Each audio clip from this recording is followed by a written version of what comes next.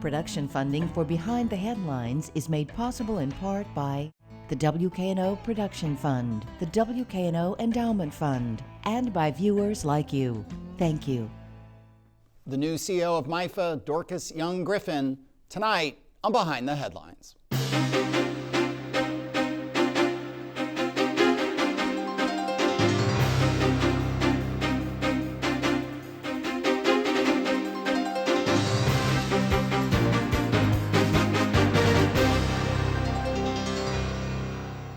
I'm Eric Barnes with the Daily Memphian. Thanks for joining us. I am joined tonight by the new president and CEO of MIFA, Dorcas Griffin. Thanks for being here again. Thank you for having me. Absolutely. Along with Bill Dries, reporter with the Daily Memphian. I'll note, before we get started with talking to Dorcas, we're still moving through a bunch of the candidates and key races moving towards the November 3rd election. We recently, last week, had Brent Taylor on, running for U.S. House District. We've had Jerry Green on, Democrat for governor. We have Chaz Mulder coming up next week. He's running Democrat, running for one of the other districts, and Justin Pearson is scheduled as well in the coming weeks. And we're working with the other Charlie Hatcher, David Kustoff, Heidi Kuhn, all them, trying to get them on, as well as Marsha Blackburn, the Republican candidate for governor. So those are coming up. But we have a break from politics this week, and so thank you very much for being here, and congratulations on the new job. Thank you. You've been on the show. We were trying to figure out a couple times, 2 or 3 times before. Yes. You were at county government for 20 years. For MIFA, I feel like, this could be wrong, but I feel like MIFA is one of those things that, one of the great things about MIFA in Memphis is that everybody likes or loves MIFA. Mm-hmm. It's nonpartisan. It comes out of a faith tradition, but it's welcoming of not just all faiths, but people who are not faith. It does the work that people want to see done. Right. How is the mission? You're 30 days in. How, when you look at it, and you worked with MIFA from your seat in the county government, how has MIFA changed over time, or evolved, or adapted? So we will celebrate 60 years next year of MIFA. And when MIFA was started in 1968, of course, it was created by faith leaders who were responding to the assassination of Dr. King. And there was this impetus to do something, to serve humanity in a different way. MIFA has maybe evolved over the years since Dr. King's assassination. Of course, there have been lots of programs that have been birthed out of MIFA, Latino Memphis, the Food Bank, all of these programs. But MIFA has remained, even in evolving in its programming, committed to serving this community. The vision remains the same, uniting the community through service. And whatever form MIFA takes, it is continually focused on that vision of uniting this community through service. A tough question 30 days in, but whenever you down the road, someday you won't be at MIFA, right. You'll feel like you were successful as president and CEO if what has happened or not happened. Well, one, continuing the vision that was set years ago, that this community is more united. I know that there are lots of things that divide us, but I do believe our love and service to each other is a uniting force. So if I can see that on a bigger scale during my tenure, I will feel successful.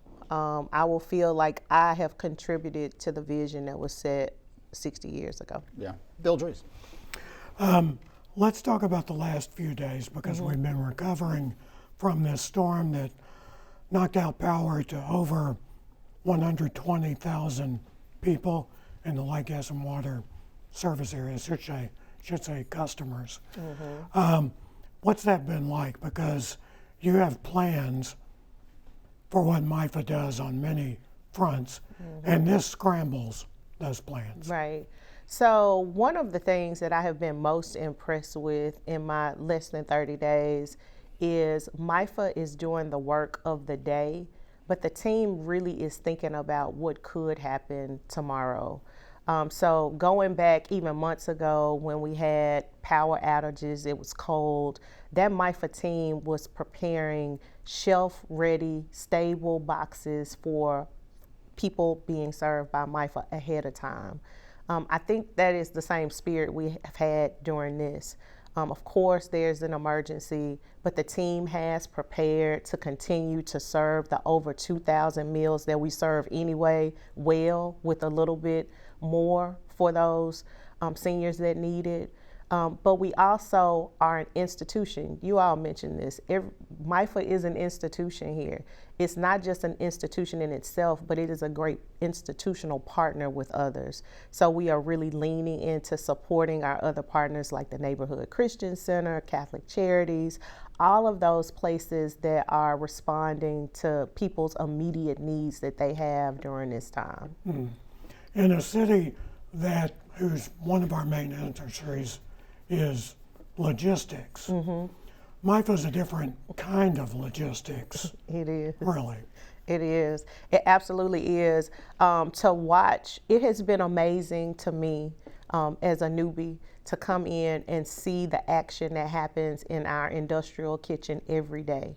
When I say that there are over 2,000 fresh, hot meals that are delivered at 160 degrees to seniors in all 4 counties, Tipton, Fayette, Lauderdale, Shelby County, every single day.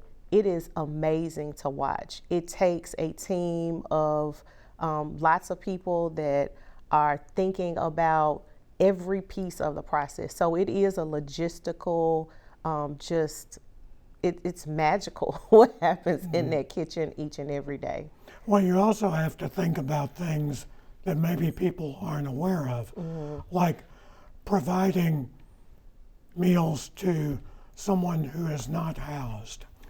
They don't have a kitchen either, so you can't just say, hey, here's some flour, here's some rice, go ahead and make your own. It has to be ready to eat. So we have different, many of our clients we are serving to their homes, many of our seniors, but we do have community dining sites that individuals are able to sign up and be a part of their program and receive the same hot meals that are being delivered to people's homes.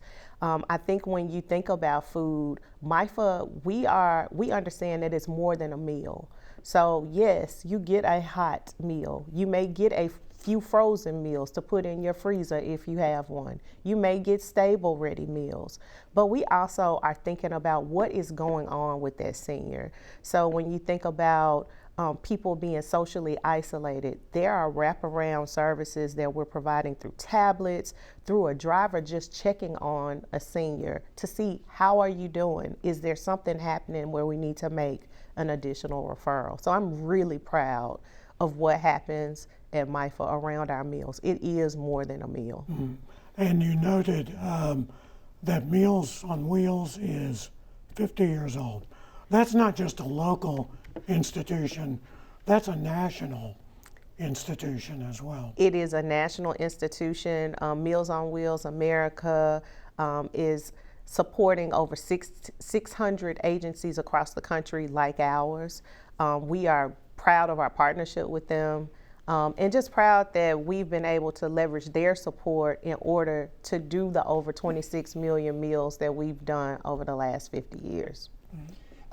When an event like this happens, the storm or ice storm in the winter, I'm going to segue into some of the other stuff that you all do, some of the work you do around housing and homelessness, and this, for many people, the storm is legitimately frustrating and annoying, and you're without power and you're scrambling. For other people, it can push them over the edge, right? I mean, people who are living on the margin whose car gets hit by a limb and they don't have car insurance, or they've let their homeowner insurance, or they're in a rental and the landlords. I mean, these things can push people over the edge, and so. How do you all, whether it's this storm or other events, the folks you're working with, your rapid rehousing, or all these kinds of things and you did a lot of this work for the county too. Yeah. This was, I think last time you were on the show, we talked about this kind of affordable housing and these issues. So talk about what you do in an immediate aftermath of a storm like this, and then let's segue into the work that I think people often don't know MIFA does around housing, homelessness, and so on. Well, of course, each and every day we have people that are calling in that are facing an unstable housing situation, whether that is they are behind in rent, or whether that is they are currently without any shelter. We do run a homeless hotline each and every day where we're able to take calls from folks and direct them, even if it's not us. Again, we're a great partner. We work with other partners that are providing housing, providing shelter, and make those referrals for people. We also, we have the opportunity to get some temporary housing for people. So when you are unhoused, when you are experiencing homelessness, when the situation is unstable, you may need a payment somewhere, or you may need a place to lay your head for a night. And so we do have temporary housing solutions that we support clients in. But the real goal is to move from a place of like this temporary quick fix to long term. So rapid rehousing provides families with up to 24 months of let's get you stable. Let's work with you to figure out what are the other underlying things that are happening where we can support work, where we can support your need for food, transportation, all of those things. How are the kids doing in school? So that at the end of this 24 months, you're not in that same cycle of instability.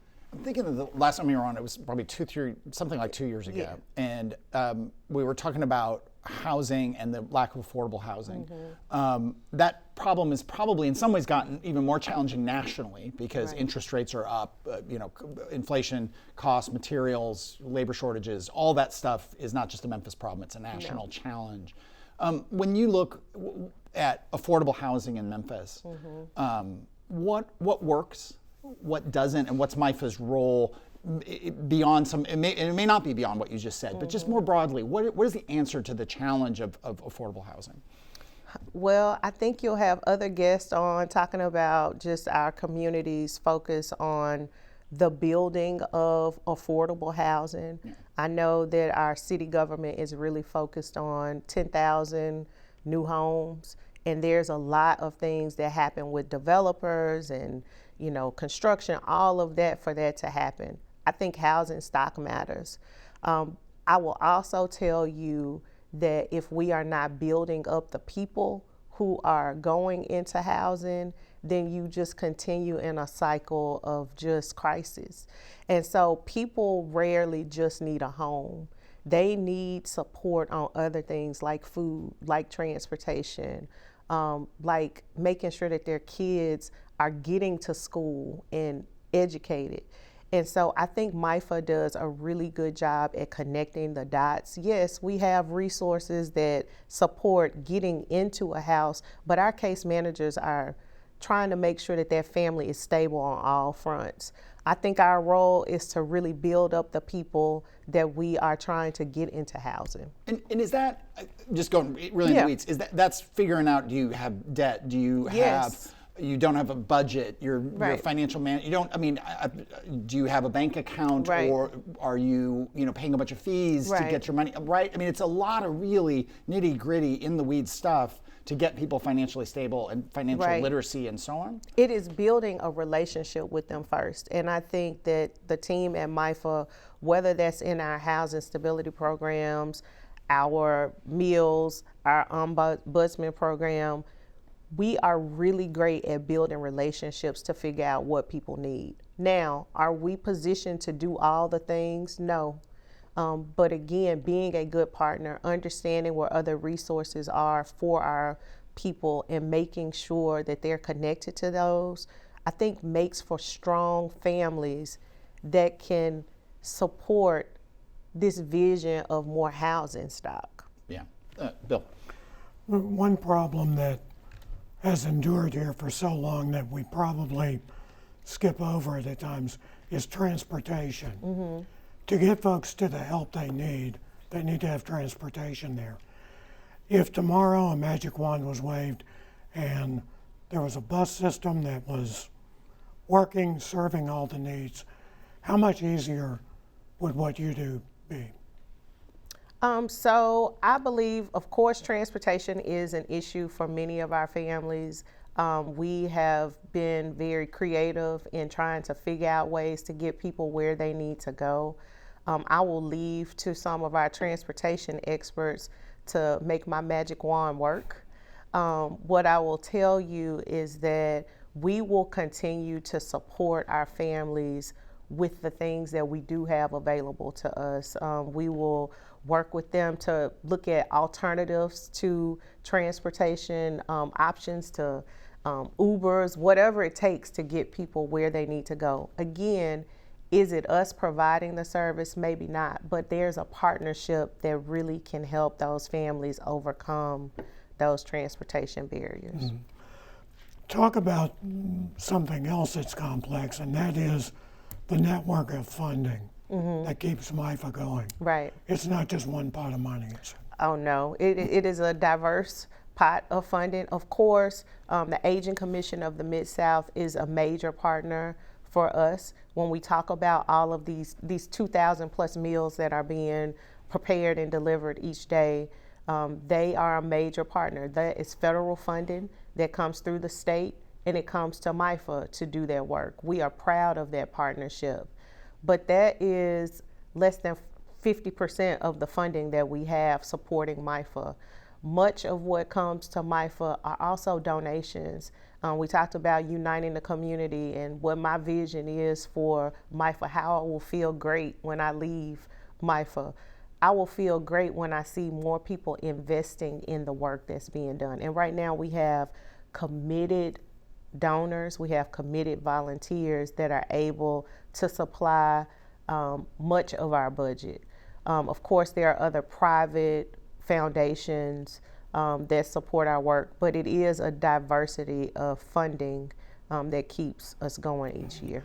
And we should point out that when you talk about federal funding, that funding often comes not just from Memphis, right, not just Shelby County. Right.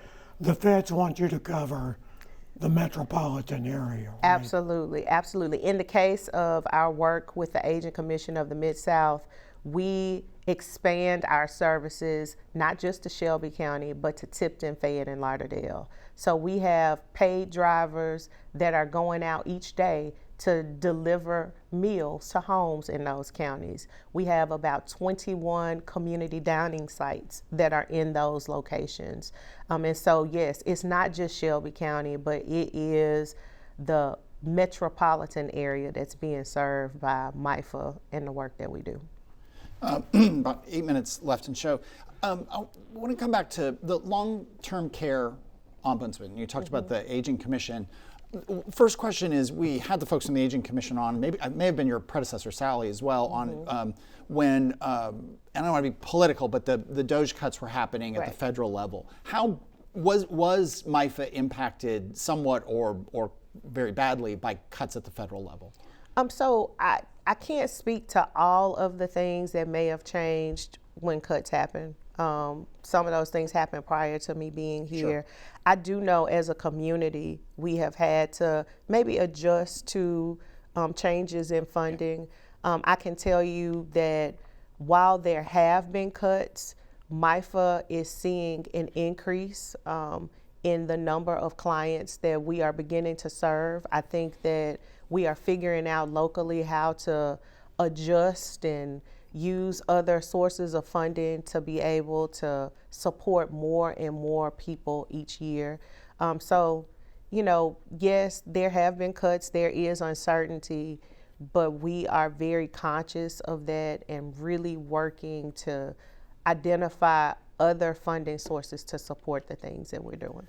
With the long-term care ombudsman, I mean, we have an aging population. Right.